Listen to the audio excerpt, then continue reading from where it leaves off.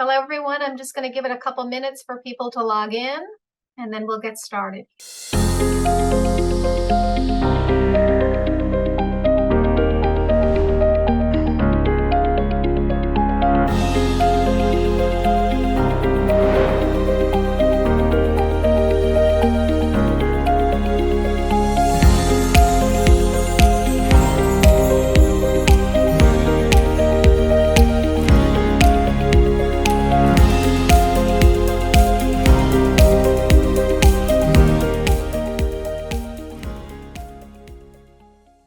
Okay, so good afternoon, everybody. My name is Mikki Bertot, VP of People and Culture, and I think this is our last session for the day. So everybody hang in there with us. We've got a really exciting topic talking about the shape of tomorrow, innovation, evolution, and the future of work. And we have a great group of panelists here today to help us talk about this. So I'm just going to kick it off with our first question, which is really around workforce planning. And so I don't know about you guys, but we're hot and heavy into the workforce planning as we're going into the budget time of year and trying to figure out, what's needed as we move into next year. Not that we're not always doing workforce planning, but especially right now, we're focused a lot on workforce planning and what's needed coming up in 2024. And so I'd like to ask the question, and anybody can kind of jump in here and kick it off, is what are the best practices or methods you developed with respect to workforce planning and talent strategy to account for changes in the nature of work and prepare for the future? And also, as you're doing your workforce planning, how are you keeping the DE&I lens in mind and all the goals that you may have in place with your organization as you're working through workforce planning? Stephanie, if it's okay, can I kick it off to you? Yeah, sure. Thanks for having me. And it's a great question because I think workforce planning has always been a bit of a struggle for HR, to be honest. I've had a couple decades of experience in HR, and I feel like it's a huge lift for the return that you get. And we found at Intel that we've been able to get a lot more traction by the demand and the value proposition to the business where we've had a lot of growth. We're building greenfield, brownfield sites at Intel and being able to understand what the sort of the market availability is and what the workforce requirements are, and really understanding the future skills that we need. Because when we think about the build out, these are fabs that won't be built for 5 years out, but you have to know what the workforce and the pipeline is in terms of, availability of the talent and what we're going to need in 5 years time. And so what we do is we really sort of use homegrown tools to look at the market demand and basically the supply, both internal to the company, but also in terms of what we would have to buy in the markets in which we're building. What we probably have learned is that you got to be able to have both vendors to help you, but also the ability to really scrub the data and to know exactly what the skills need to be. You have to have a real clear understanding of where the technology is going. And then you also have to have a real open mind and around what you sort of assumed that this talent needs to have. So for example, at Intel, some of our manufacturing technicians, we've assumed that they need to have associate's degrees. Now we're sort of saying, hey, can we end up having different requirements that we can be able to build over time? Can we take them in from apprenticeships programs, from high school programs? Can we build the pipeline through the community, partnerships with the community colleges? So we're really having to think differently about what it is that we need and how we are going to be able to source that down the road.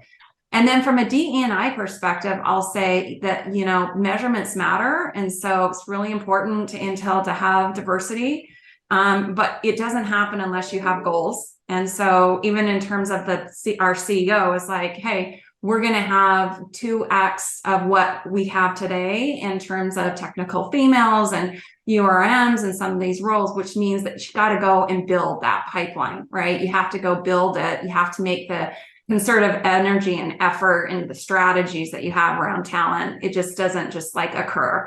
So, we're really sort of trying to strategic and thoughtful about those goals and have them tied to our bonus structures. Mm-hmm.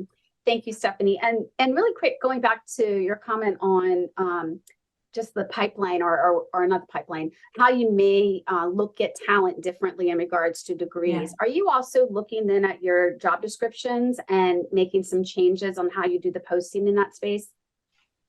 Yeah, I mean, of course, it's more about skills and it's less about you have to have certain, like certificates or degrees and that sort of thing. And we're also looking at sister sort of manufacturing environments where we're like, hey, maybe we can go take those skills that are transferable. We can add on another sort of layer of learning, but we think that it's about the skill set. And, I think that we also are using AI to really be thoughtful about how we write the job descriptions and ensuring that there's some consistency because we've got so many different kinds of capabilities that we're hiring, from manufacturing all the way through design work.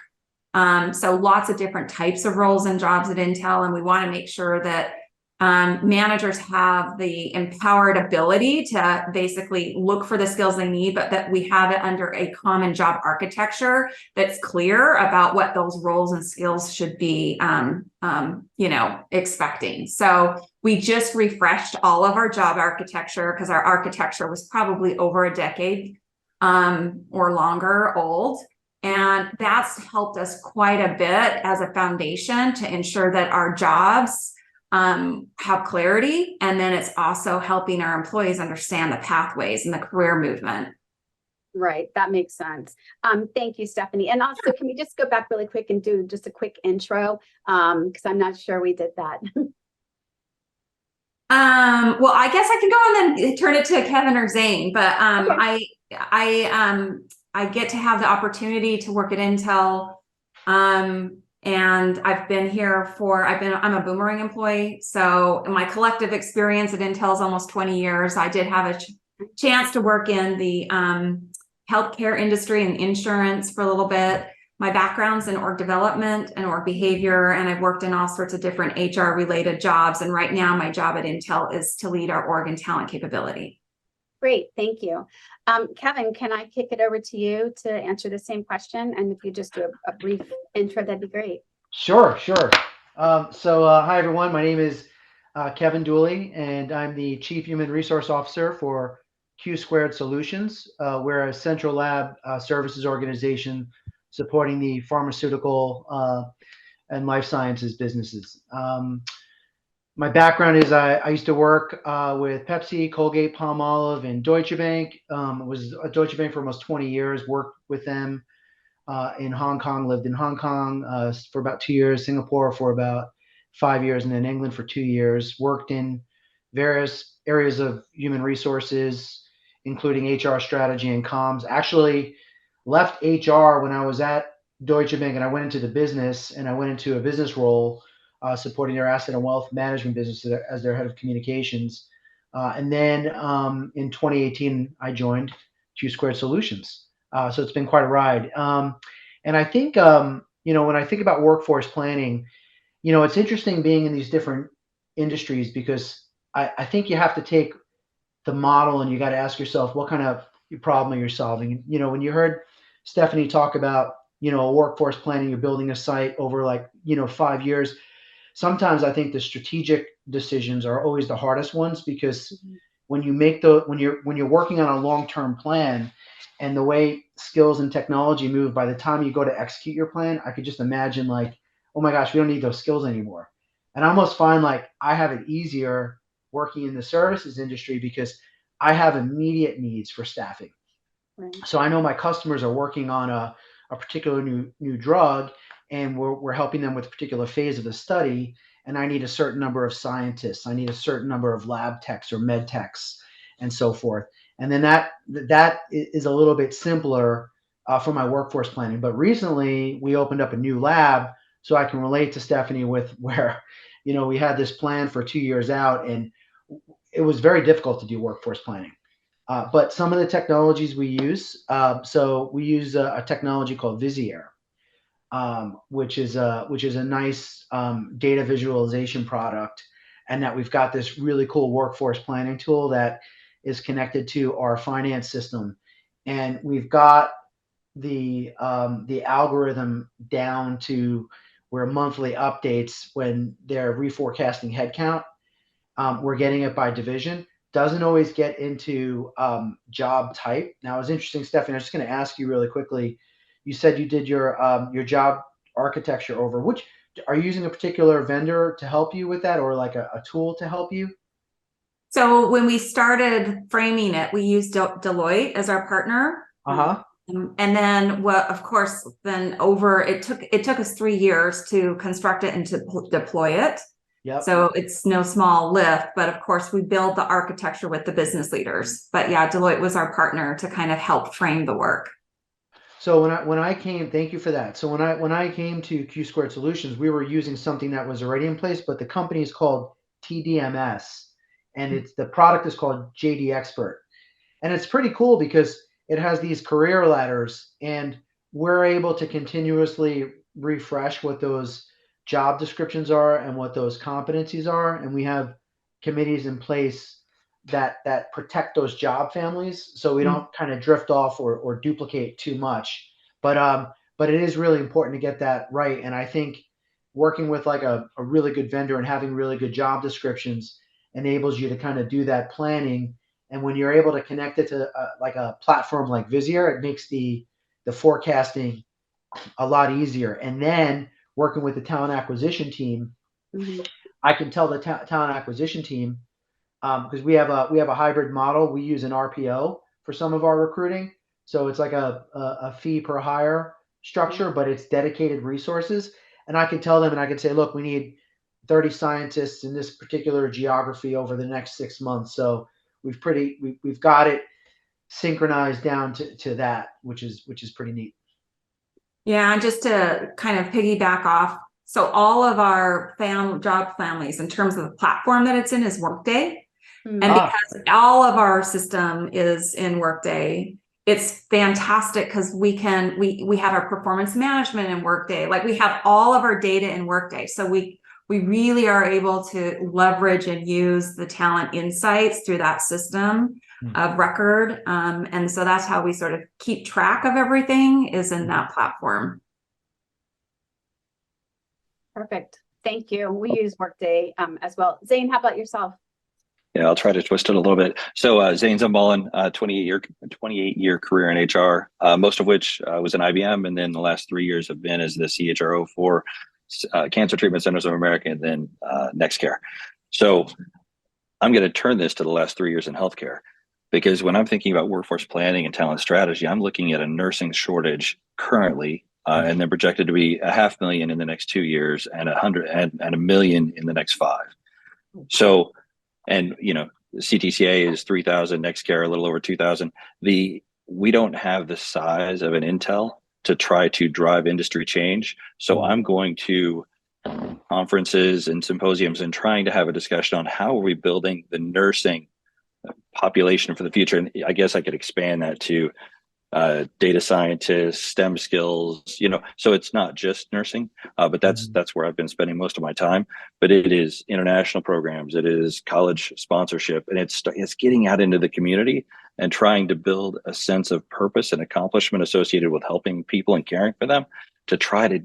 We've got to reinvigorate this population, whether it be towards science or towards, in my case, nursing, and do something different. So I need an immediate game with respect to attrition and retention and engagement, and then a midterm game that talks about how I'm trying to build brand and reputation, and a long-term game on really trying to grow a community that right now just isn't there.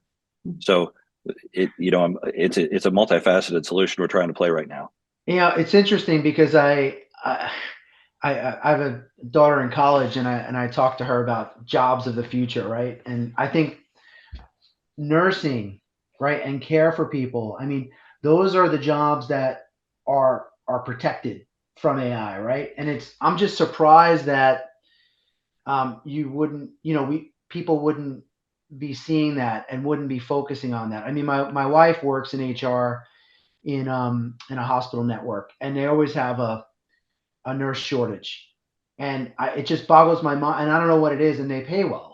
I don't know what the challenge is and why people don't see that as a good career path.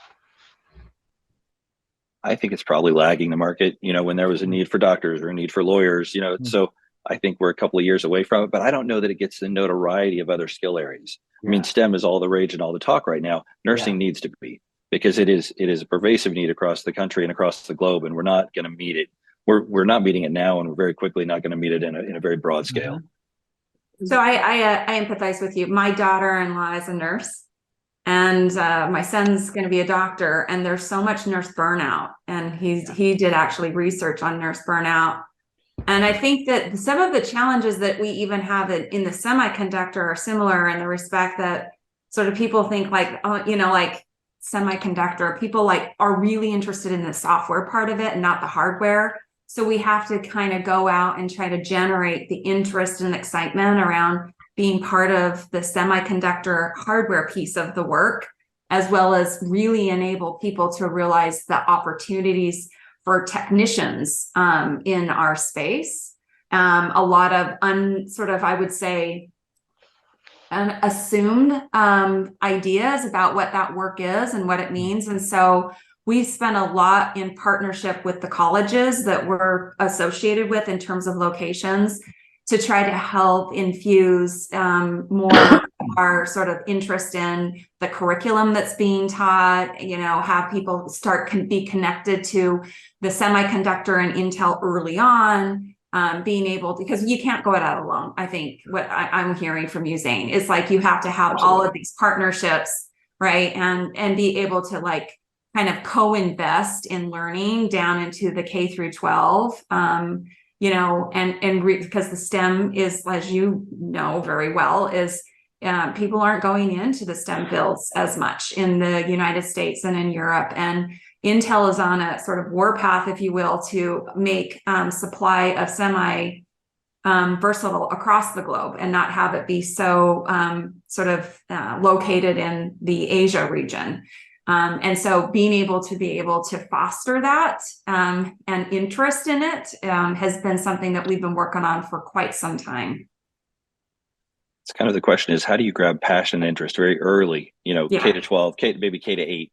And then, you know, IBM does some really good work on, you know, post high school, you know, pre-college or not going to college and then training tech skills. There's some really good examples in the market, but we need to grab kids and talk about what their purpose and their passion is, and give them some examples and let them see it in practicality, and then try to grab onto it and drive it.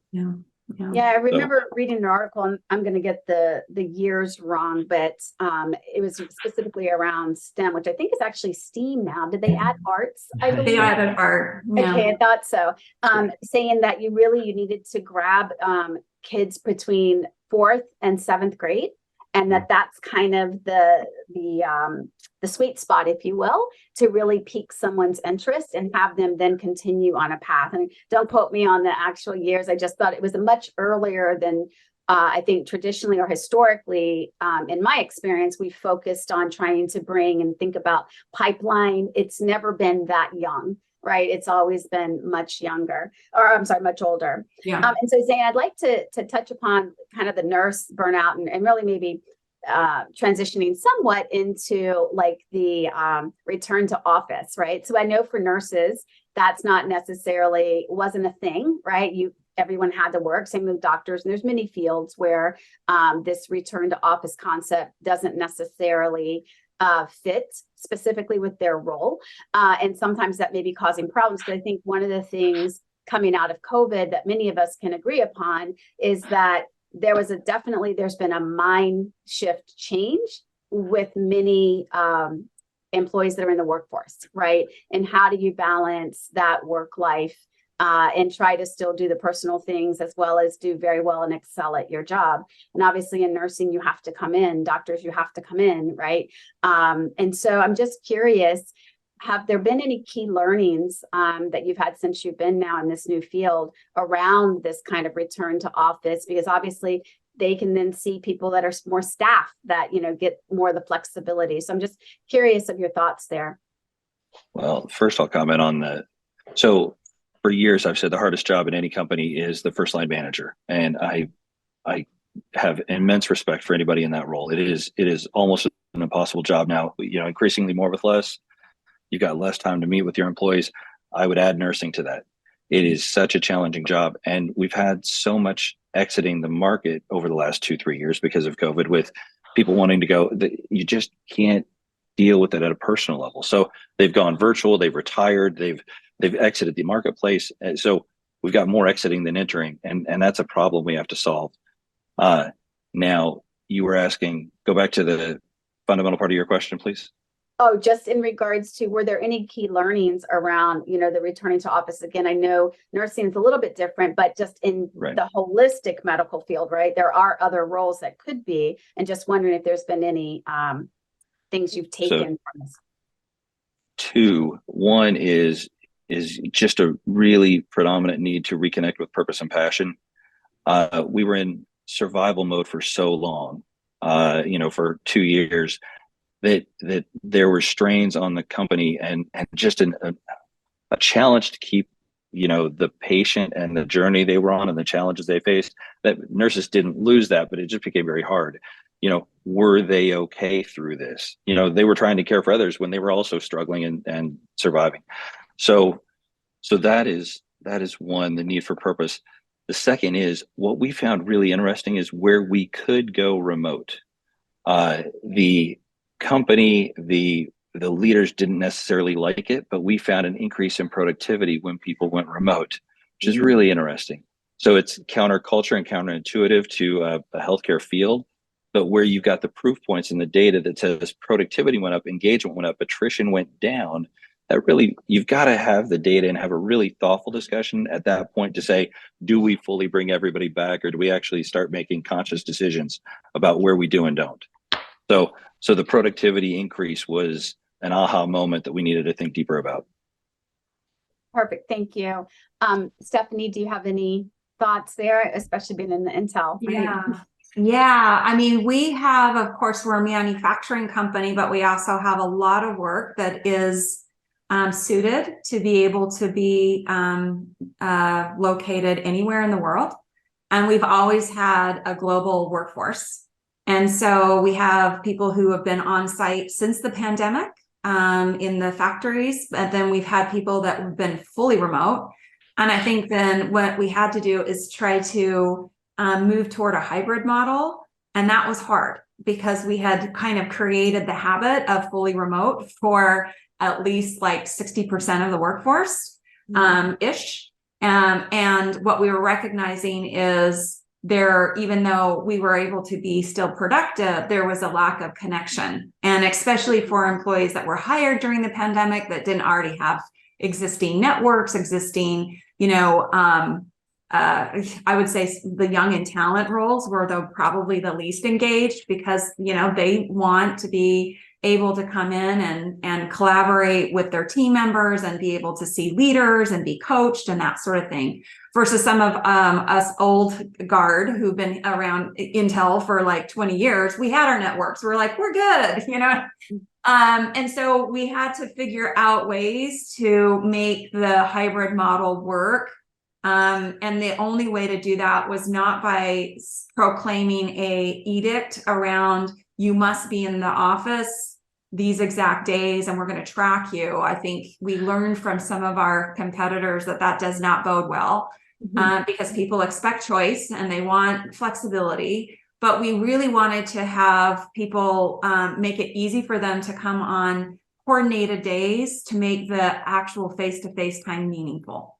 And then we created guidelines and policies against the work. So it's about the type of work that you do that drives everything from fully remote all the way to being on site all the time. And then that way, I think employees felt that there was a sense of fairness because it was really driven by the type of work that people did. And that, we had to make really concerted intentional effort to when we do come on site, it's, we have face-to-face times, we have face-to-face one-on-ones, we have, team interactions. And that I think has helped driven the desire to be on site, a certain amount of time for our employees that are more co-located. Yeah, I really like how it's tied to work, right? I think that it just makes sense for people, right? People can wrap their head around it versus somebody just dictating, saying you have to come back. And then Yeah. also creating the environment when people do come back, to your point around what does that look like? What are the best practices, right? Because if you're just going to come back and still be on Team or Zoom and sit in your office, the story the dots don't connect, right? As to why you're going to come back. Like if you're going to say it's around collaboration and teamwork, well, then you have to foster that type of environment when people do return to the office, right? So it has to make sense. People have to be able to wrap their head around the why, because they've been so used to now having that flexibility, right? And so how about you, Kevin? Any key learnings in your space? I was gonna say, you two things. Number one, I think is the thread that goes across everything around whether you're remote, you're a hybrid, or you're, on site. Flexibility is key, right? So even if you're working in a factory and you're working in a shift environment. Oh, my kid just came home. Guys, can you close the door, please? Sorry, I'm remote, so like they just like raided the room next door to me. Can we meet them? Yeah. I'll grab him in. I gave him the look of death for him.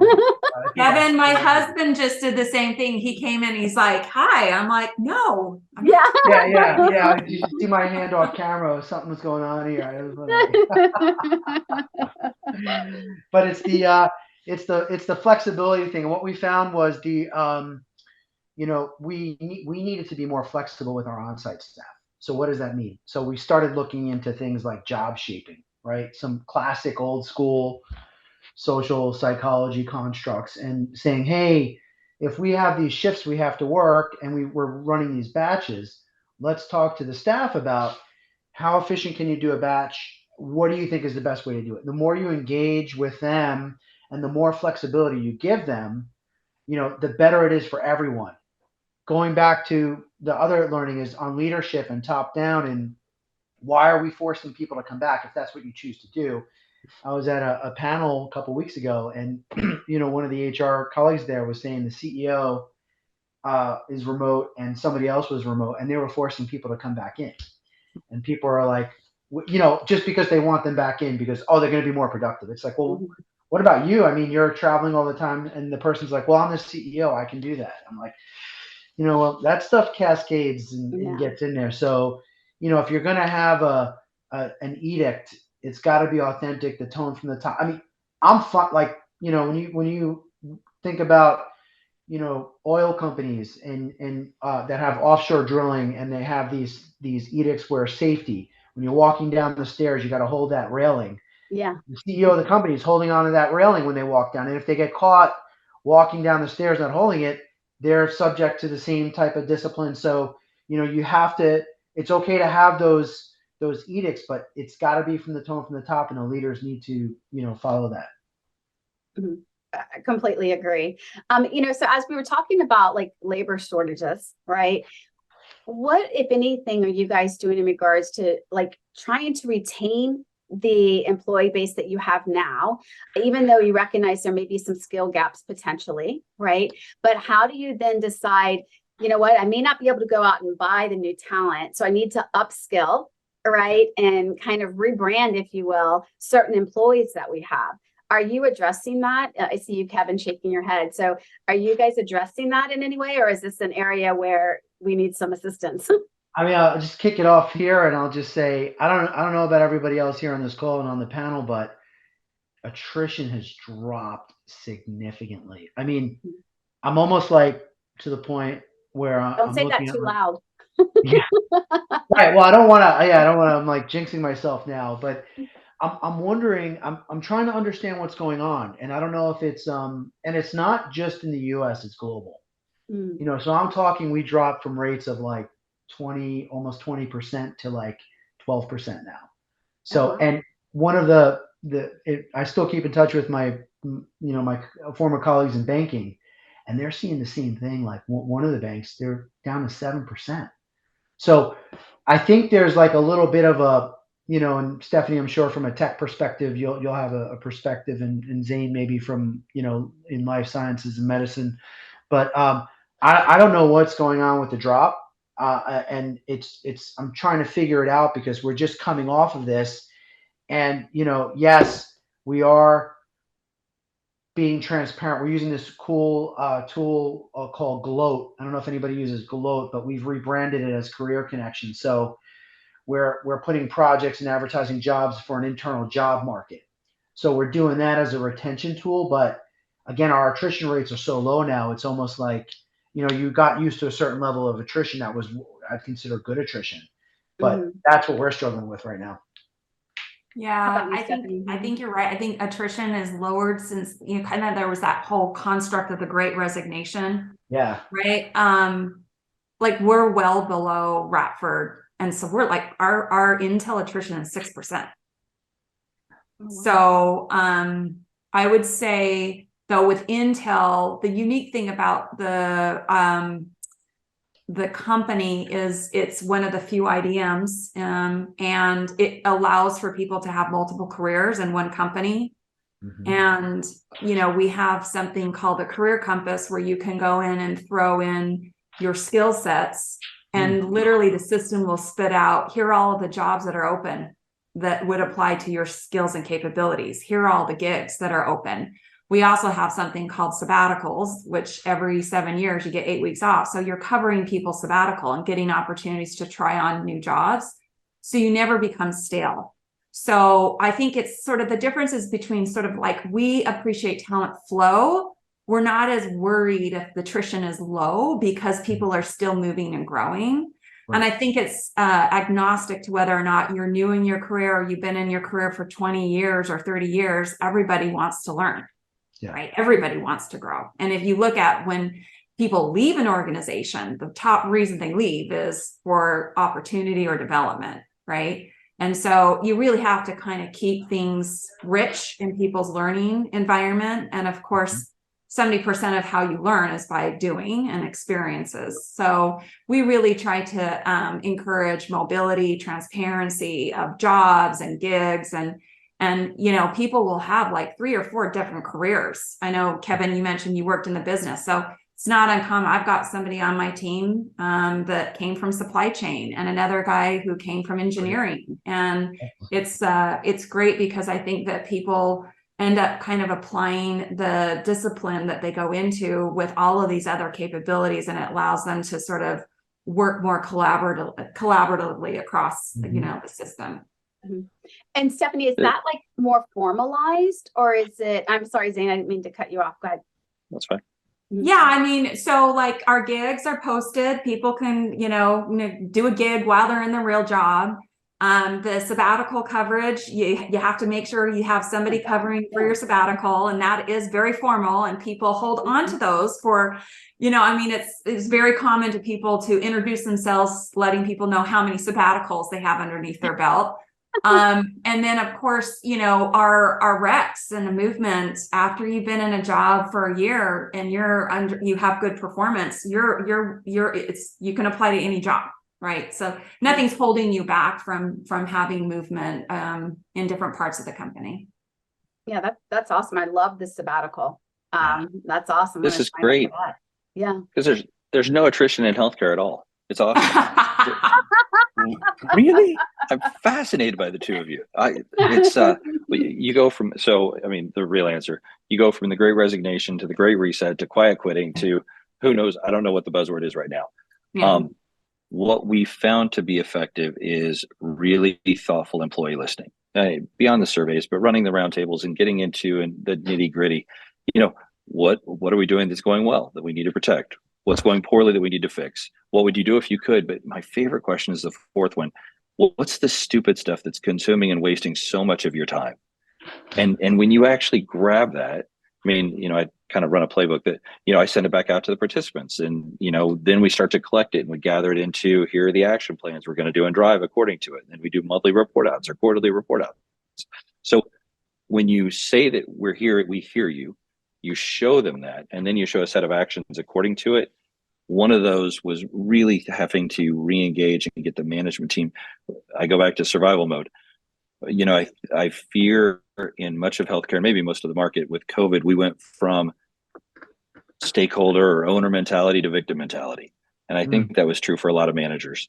And we needed to re-engage, reinvigorate, and just remind them of how important they were and do some culture shaping, some training and development. Just tell them how much they matter to us and to the business, and then rile them up and get them sent back out. And that was a really important thing for the company to have done.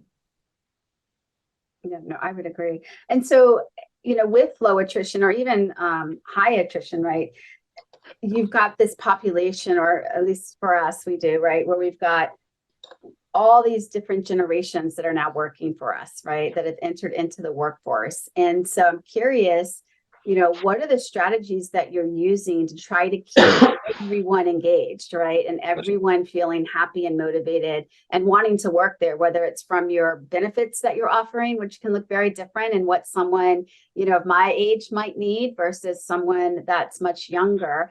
Are you doing anything that's really focused around the strategy of being able to balance this, just this variation of the workforce that you have? And I'll leave that open to anybody. Well, oh, go ahead, Stephanie. Sorry. I was just thinking, I was just kind of thinking as you were talking, Zane, a lot of, I think, what we try to focus on is the employee value proposition at Intel. And getting really clear about what it makes the Intel interesting and unique and special. And then having all of the different generations of workforce tap into the elements that matter most to them. And I mean, at Intel, one of the things that is very, very clear as to why people come and stay is we solve some of the hardest challenges in the world. Of course, there are certain things that different generations care about more in terms of benefits. But what we find to be true is what is pervasive across all of the different parts of the workforce that matters to them, and how do we drive that into our culture in every single opportunity, and have purpose-driven leaders, right, that really help connect, the heart, not just the head, right? Because we pay fairly, but we're never going to end up having the value proposition be pay, right? There's so many other things that are really important to being part of a company that really impacts people around the globe, every single person in the world, right? From a technology perspective. So I think that for us, we have to look at what are the threads that everybody connects into, and how do we emphasize those and tell the stories that really kind of connect the heart. And then the things that are more bespoke, depending on where you sit in the organization, because sometimes, like with our technician population, what matters to them is a little different than what matters to some of our people in the labs. And so we're willing to sort of customize the experiences and the expectations to that talent. But what is the thread is our culture. And I would say that the culture is a huge factor of why people stay and how they're engaged. And it's the way that we have the lens of every decision being made in the company. Mm-hmm. And so what we learned the hard way, where we failed, is when we took our eyes off of culture because we just took it for granted. And there was a period of time where we atrophied some of our cultural elements, and we lost our way, and we weren't executing. And not until we sort of really rethought and started to invest with our CEO having it be his biggest, like one of the most important things that he cared about, and then on down through the line, did we sort of reinvigorate the cultural elements that were really key and important across all of the different communities of the workforce. And Stephanie, was that like, did you collect the data from the employees, like similar to an engagement survey? You can do cultural surveys, right? Mm-hmm. Was that like, how did you get the data for that, right? We have what we call an employee experience survey. So of course we saw where we were atrophying and how it was like, so literally 4 years ago, our employee experience was as low as like 65%. Mm-hmm. And after we focused on culture, it went up to 85%. So there was a huge swing, huge jump. But really, the biggest indicator where you have a cultural problem is when you can't execute your set of strategies, right? Where the strategic intent of the company has moved, it's shifted, and you have lost the things that are required for you to be able to execute on that strategy. And so that was the biggest indicator that we had a problem. right? That there was things that we needed to change and be different inside of our culture. And that applies to anybody in the company, right? Everybody in the company, our 7 values is pervasive. But yeah, I mean, there were a lot of indicators that showed that we had lost our way on that front. Interesting. Kevin, how about, Oh, I'm sorry, Zane, go ahead. well, one of the things that IBM did really well, I mean, going down a specific thread of this, of multi-generational integration, they had a next gen core, and they went out and they had, I think, 5,000 next gen, Z or millennial employees across 70 countries, and they really invigorated them. But not only that, IBM has always had a kind of master and apprentice philosophy over the years. So they engaged a bunch of more senior people to provide tutelage and mentorship to that population. And that really took off. And so there was a voice and an advocacy, and that really, in my opinion, helped stem attrition for that population for quite some time. I don't know if it's still in place now, but it was something that I thought that was really nicely done.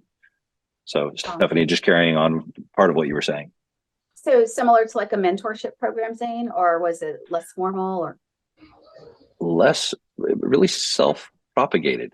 Once there was a structure, the Gen Z and millennial kind of took it upon themselves to provide leadership and say what they needed. But there were those of us who were advocates and mentors and leaders that helped continue to propagate it further. So I would say self-propagating.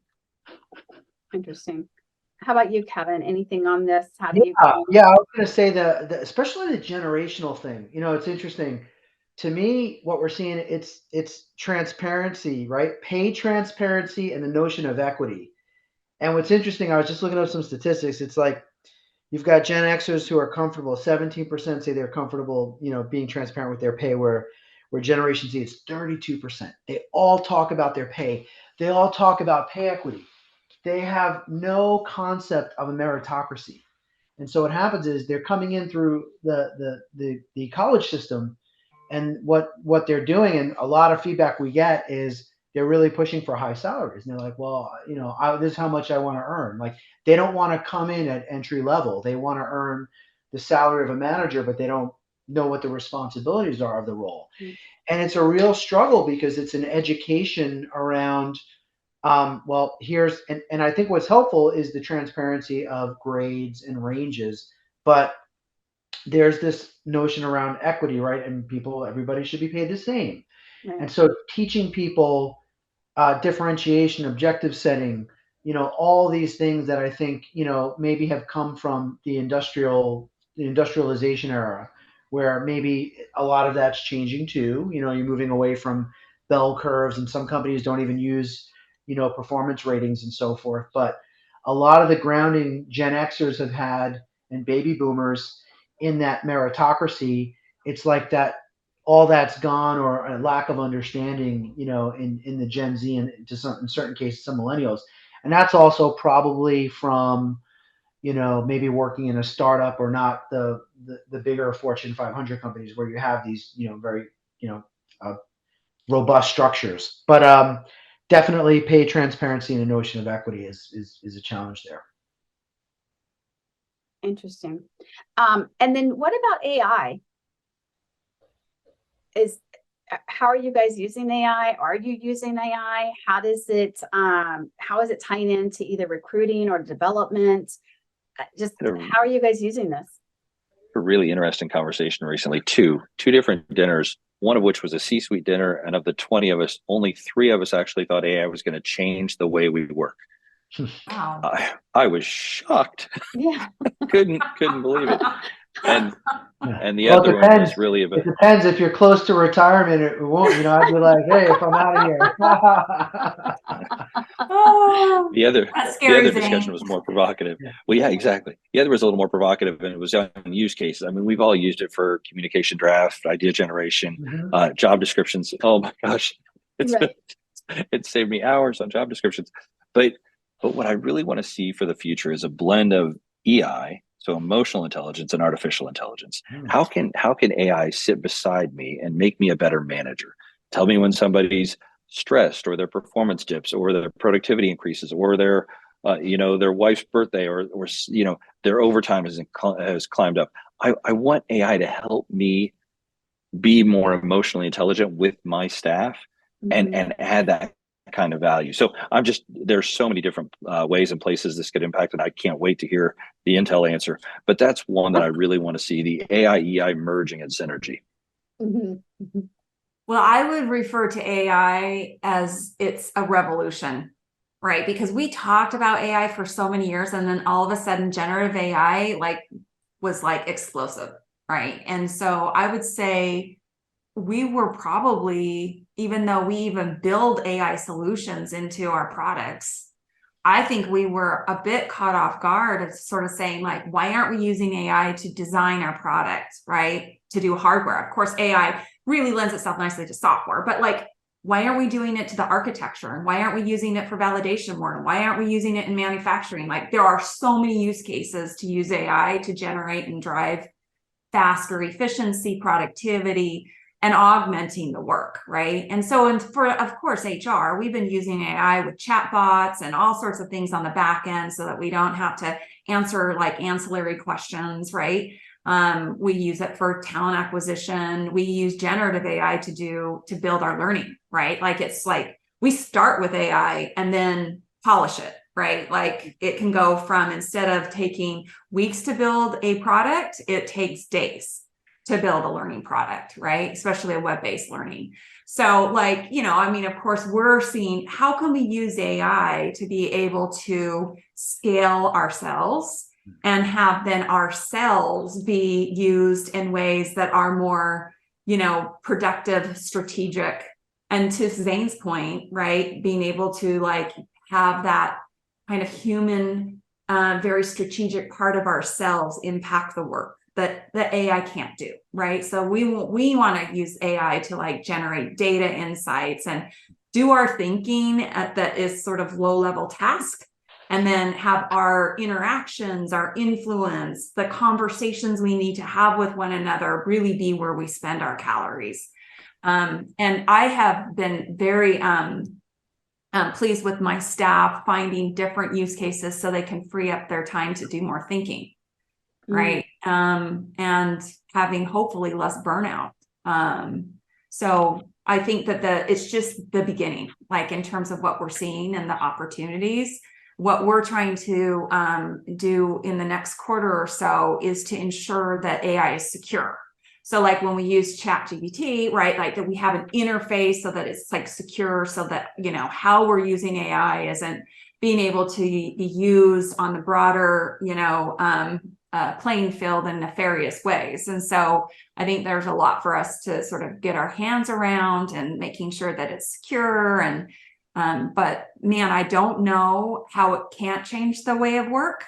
And so when people say, don't worry about AI, it's not going to change work, it's like, well, technology's always changed work. Like 100%. You can't go into any environment from a decade ago and say it's the same, because those companies don't exist anymore. Remember the cassette player?